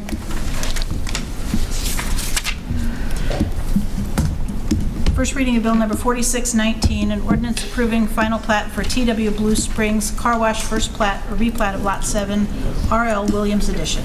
Move the bill be approved on its first reading and proceed with the second. Is there a second? Second. Discussion? All in favor, aye? Aye. Same sign? Second reading of bill number 4619, an ordinance approving final plat for TW Blue Springs Car Wash First Plat, a replat of Lot 7, RL Williams Edition. Move the bill be approved on second reading, given the appropriate ordinance number. Is there a second? Second. Discussion? Roll call. Councilman Kaler? Aye. Councilman Levesey? Aye. Councilman Fowler? Aye. Councilman Carter? Aye. Councilman Edmondson? Aye, sorry. Councilman Culpepper? Aye. Mayor Ross? Aye. Carried unanimously, given ordinance number 4781. Next, we have a council discussion waiving community development fees. That was something that you brought up, You Councilman. kicking it to me? I'm kicking it to All right. Yes, Your Honor. This is a discussion that sort of has its genesis at one of the community advisory committee meetings that the Blue Springs School District has. Essentially, the way our current system is set up, we charge everyone, including the school district, the fire districts, and our public entities around here, the development fees. This has reached a kind of a larger reason here because of the recent bond issue that the school district just went through. And those fees are going to be somewhere in the neighborhood of about $1 million that we will charge the school district on the projects that they put forward in the recent bond issue. So I think there's a couple of things here. First of all, I think if the residents of Blue Springs knew that we were just shuffling tax dollars around between political subdivisions, especially in the neighborhood of $1 million, they probably would rather that money go towards a school district's use, especially when it's a capital improvement project. Also, after having some conversations with the business manager at the school district, our TIF and 353 abatements, all the tax abatements that this council has approved over the years equal somewhere in the neighborhood of about $1.5 million annually that we have made the decision to divert from the school district. So I've heard it said before, you know, what are we getting out of this sort of development fees waivings? Really, they should be coming to us and asking what they're getting out of all these diversions that we're voting to approve. This has some precedent in that we have done certain projects over the years that we've waived the fees if the school district has come to us. We also have waived the fees for like Prairie Township. Recently, we gave them some property and waived the development fees. And actually, Central Jackson County right now has had some initial conversations with consolidating some fire districts, and their conversations have maybe led to where they're going to have to build about 3 new stations. And I'm sure they're going to be coming to us with the same conversation of why are you charging us these fees when we could put them to a better use in our district. So I think for all those reasons, I think this is something we need to have a consistent policy. My preference would be to just waive the fees altogether for political entities that do business in the city. And I think we were going to get some information from our city administrator tonight of what those real costs may be. The way the conversation has had in the past, if we do an ordinance, is that the school district would have to do their own third-party inspections, so they would not use our staff time and our staff inspectors to do that, and so they would have to pay for that on their own and present that to us. So really the only cost for the city is whatever the processing of the paperwork would take. So with that being said, that's kind of where I was hoping to lead this conversation into moving towards an ordinance that would just waive the fees altogether and see where that lands. Well, I'm totally opposed to that because the city operates on the sales tax as well as fees. And to give up $1 million in fees that can go to fix these roads that the school buses run on, the fire trucks run on, there's just a number, there's just a litany of reasons why I think this is a bad idea. Okay. And the elephant is still in the room. And I don't think I'm going to get through all this tonight, so. A question to staff then. Did we have in the budget document that we just approved recently budgeted for these fees? We did not. So we balanced the budget that you approved that started October 1, did not include this or any other fees from any other political subdivision that might have a bond or a ballot initiative, and we've not historically done that. Okay, so in other words, we wouldn't be cutting our own throat, so to speak, by doing this because we didn't budget it already? It's not budgeted. Okay. If I can just kind of piggyback on that, did we consider the expenses involved in this new project for the school in our budgeting? Am I up, Your Honor? There's a lot of This heavy is it. industrial trucks out on the road right now, right? Where do you guys want to go with this? So staff's prepared to jump in a number of different situations tonight if the conversation goes in this direction or that direction. There's only one entity in Blue Springs that can approve building permits, and that's the city of Blue Springs. The Jackson County doesn't do it. Central Jack, they don't issue their own building permits. The council has over years, going back to 1968 or 1969, adopted unified development codes that establishes the standards for development in this community. And our staff is licensed to review plans that are submitted and either approved administratively or approved through the Planning Commission. And nobody else can do that work. And so if you waive the fees, we're still doing the work, because at the end of the day, we still have to issue a building permit, and there's still a review and approval process that has to occur. So as you've heard me say on numerous occasions, this is a policy decision on the case of the city council, and staff will implement whatever direction you want to go. I would unanimously and wholeheartedly support that we make a decision and we put this thing to bed, because it's not good that this comes up every time that there's a ballot initiative. Yeah. There you go. So, Your Honor, I appreciate where staff's, they're in the middle of this, and it's up to the elected officials to make some decisions and move forward. I do want to address something here that I heard Councilman Levesey say, that the school district is talking about all these incentives we've given away and how much that's costing them. As I recall, at least 90%, maybe more than that, of any big thing that we've done, the school district has always endorsed it. Said, yeah, we want you to do that because we're going to get a lot more revenue in the big picture of time. So they've been for that. I've not seen them be the opposite. And the big dog in the room is the school district. I brought my tax bill. The property levy is $5.7286 for the school district. The city is $0.7175. The school district levy is 8 times what the city is. So for every dollar we bring in property taxes, they bring in 8. So this is really like taking from the poor and giving to the rich. They've got a lot more revenue than we do. Their budget is bigger than ours. We've got important things like public safety, okay? There's a lot going on relative to public safety, and I'd rather take that money, $1 million, and throw it at public safety than say, let's not collect it and leave it elsewhere. Your Honor, as I've been contemplating this conversation, I kind of jotted down some notes. Several years ago, we had council voted for a resolution. It was 59, 2015 strategic framework. Goal number 1 was public safety. Goal number 2 was infrastructure. Also, one of the goals was revenue stability, and that was to create a sustainable revenue structure with adequate, stable, and diverse revenue sources to fully recover costs of services in fees and charges. As Mr. Fowler brought up, it's always been the goal of this council to be able to raise police department and other employees' retirement benefits. We went, as a city, we went to the voters, we asked for and received a sales tax for park maintenance. And the intention of that was the 5-year sunset. The intention of that was to go back to the voters after we proved ourselves and ask for that to be renewed. I don't know how I can go back to the voters and ask them to renew a sales tax if we're going to give away $1 million. We attempted to enact a use tax that failed. And our internet sales are increasing, which ultimately means there'll be a decrease in sales tax. This cuts into the revenues of the city, obviously. And like Mr. Fowler, I just got my personal property tax. I'm still recovering from shock. So of the top 3 entities receiving funds from my personal property, that's my car, I have 1 car.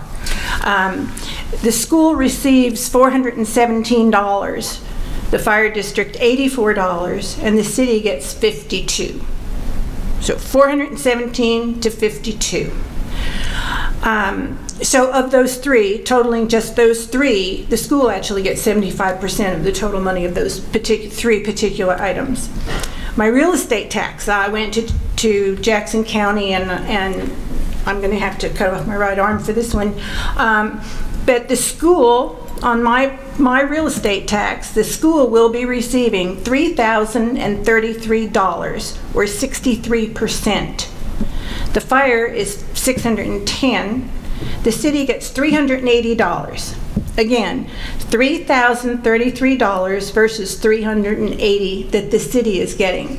Out of the funds that the city gets, we are fixing roads, we are paying staff, we are taking care of the infrastructure. I mean, these multitude of things.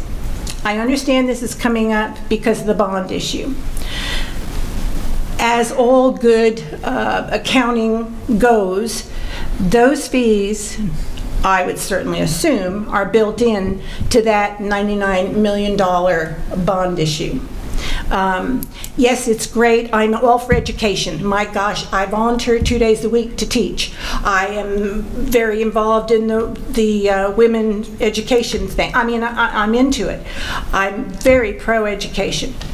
However, when I came on to the city council, I took an oath, and I believe that protecting what we have in our city is front and foremost. So I will end my hoorah there. Well, I'd like to see some middle ground here, and I've said all along I'm looking for what our hard costs are for whatever these developments are. I don't like charging the school district or the fire district or the library because they're all taxing entities. The same thing that we would charge any developer that comes to town and puts up a mall.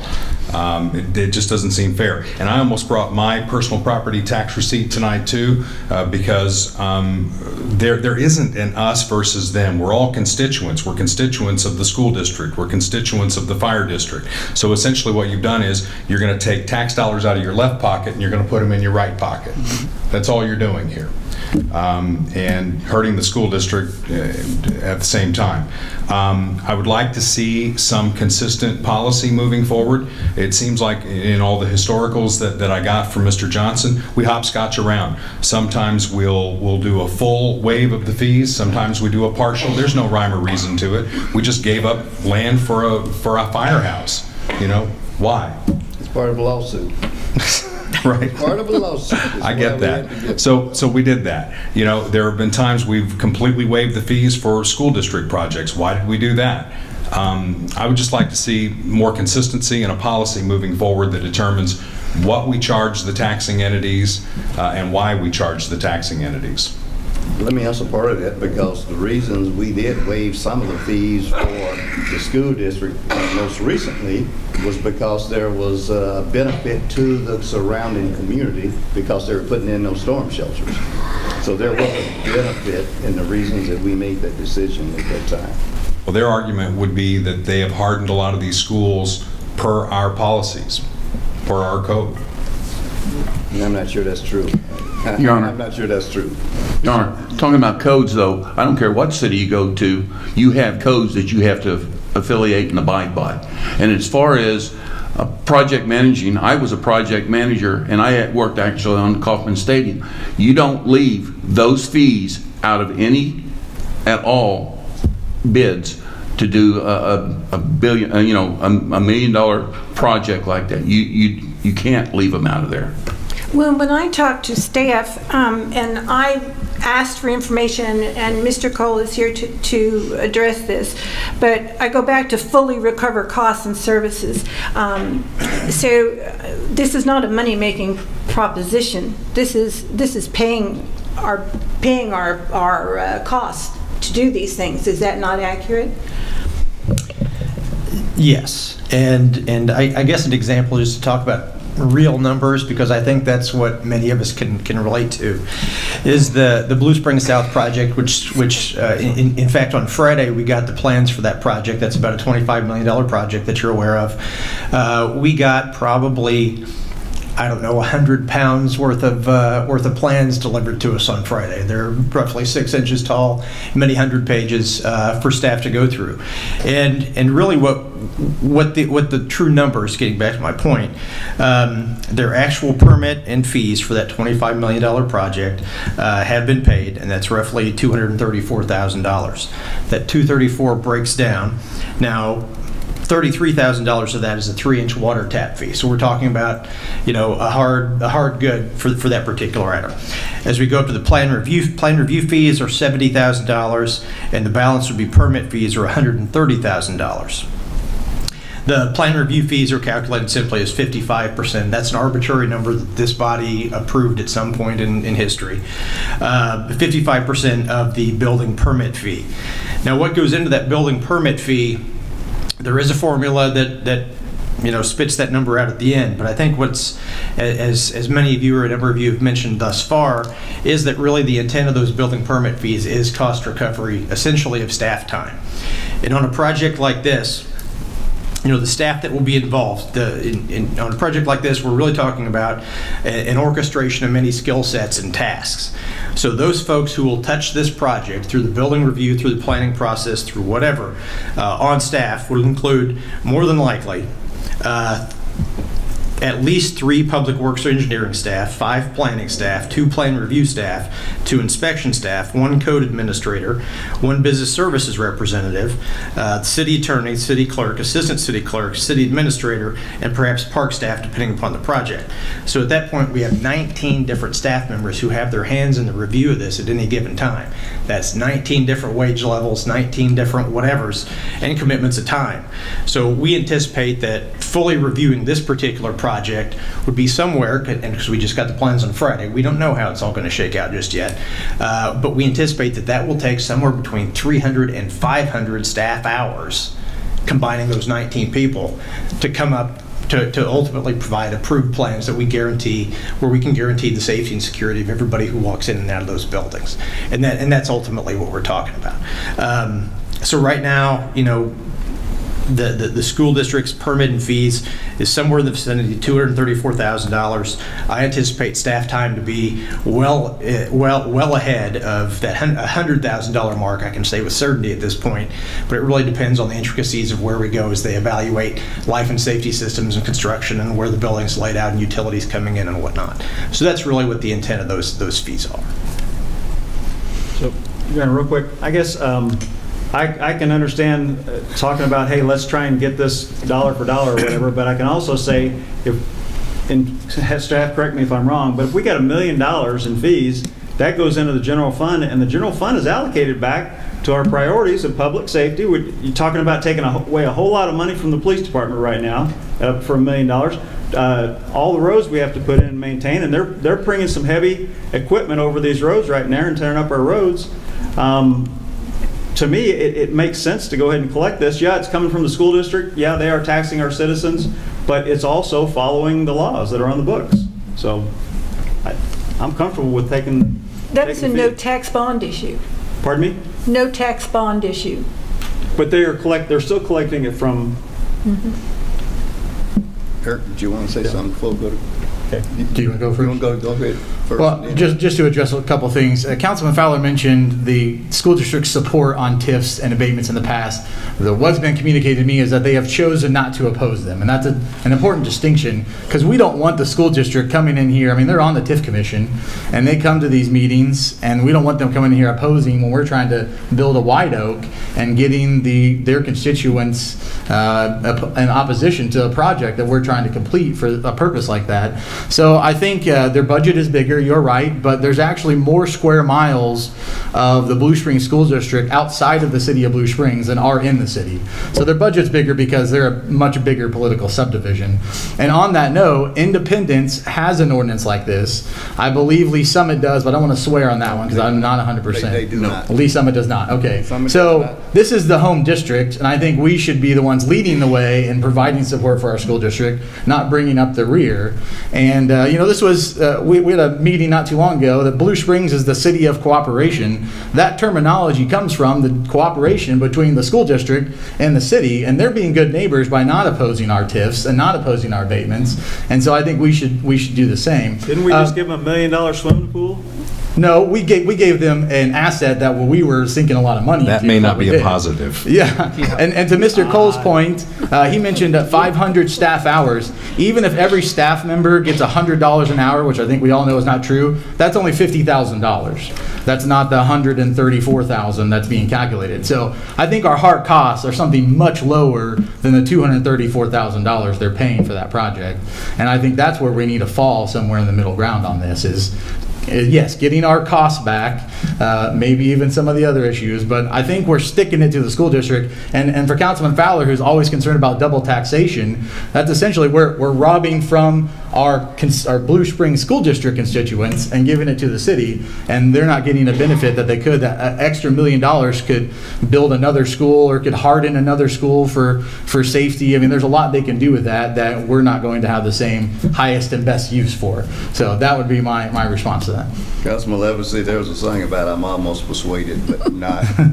Well, I think we need to give staff direction. Do we need to take, kind of a nose here, or what's the next step here? The city administrator is going to make a comment. There we go. Is the elephant still in the room? Which one? Second quarter, yeah. Second quarter. Yeah. Regarding, first of all, I want to go on record. My staff, myself, and I, we work day in, day out with the folks from the school district. We have great relationships. We have long-standing partnership and collaboration with the district on a number of different issues, from our Parks and Rec department to the coordination of special events and programs that we have. And so the debate I appreciate, and they're good partners and appreciate all that they do. And they have been very willing to work with us over the past few years on our various economic development incentive policies. Just as a reminder, you may have forgotten about this, but in our TIF policy, we do require a capital contribution back to the school district. It's in our tax increment financing policy. And Ms. Cates helped me on the percentages here, but I believe on greenfield redevelopments such as the Adams Dairy Landing project, they got a higher capital contribution, 20%? 22.5%. 22.5% versus a redevelopment such as we did at White Oak because of the blight and the requirement to clean up the property. So we've built into that incentive hopefully a tool that recognizes, hey, they're coming to the table, they're helping us out, but we're also going to try to bring something back. I'll make it quick, Your Honor. I know Councilman Fowler was going to push staff for a recommendation. In late June, I sent information to the City Council, and just as a reminder of this, with assistance from the Mid-America Regional Council, there were 27 municipalities that were asked about this particular issue. Do you waive fees for political subdivisions? And there was a combination, there were 9 municipalities from the Kansas side of the metro area, and the rest were on the Missouri side. The cities that waive fees: City of Independence, the City of Kearney, the City of Odessa. Those 3 responded. Those are the 3 that are in the metro area. They waive fees. The remaining cities reported that do not. And that would include the City of North Kansas City, Liberty, Raymore, Peculiar, Buckner, Lee Summit, Grandview, Kansas City. And on the Kansas side, the cities that responded to this were DeSoto, Prairie Village, Overland Park, Osawatomie, Leavenworth, Edwardsville, Mission, Lenexa, Roland Park, Shawnee. None of those communities waive fees for any political subdivisions. Staff's recommendation was that the current practice would not be amended. Anyone else with any other comments? Your Honor, the only thing I do want to say, and I don't think it's a matter of trying to stick it to the school system. I think it's a matter of doing good business and good business practices. I'll say that, hey, people do move to Blue Springs because of the school district. I appreciate the school district. It's been great for my family. I'll also say that the people move to Blue Springs because of our public safety, because of our parks, because of our good infrastructure. They move to the city of Blue Springs because of CJC. Okay, it takes all 3 strong taxing entities doing what they're supposed to be doing, and the system is based on us collecting that tax. I say we do it. Okay, we've had a discussion. Unless somebody's got a burning desire to make a motion on how we proceed from here. Move to adjourn. Second. All in favor, aye? Aye. All same sign, motion. No, not yet. I was going to say he didn't. I've got to get my. Are you tabling our adjournment? Oh, well, no. Is that veto? We can say this without a whole lot of trepidation. Spouse Defender, go Chiefs. Okay, we're done. All right. So we got to vote on. All in favor, aye. Aye. All same sign, motion carries. We adjourn.